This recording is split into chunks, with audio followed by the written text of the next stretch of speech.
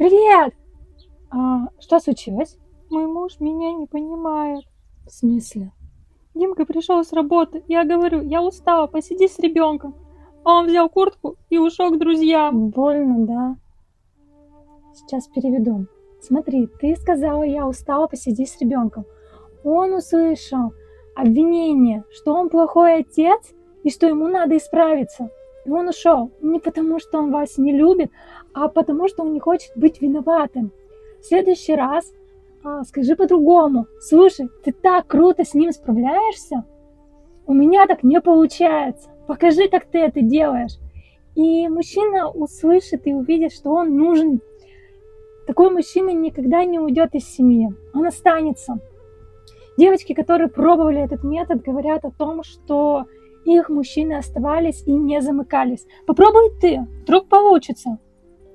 Подпишись, потеряешь же.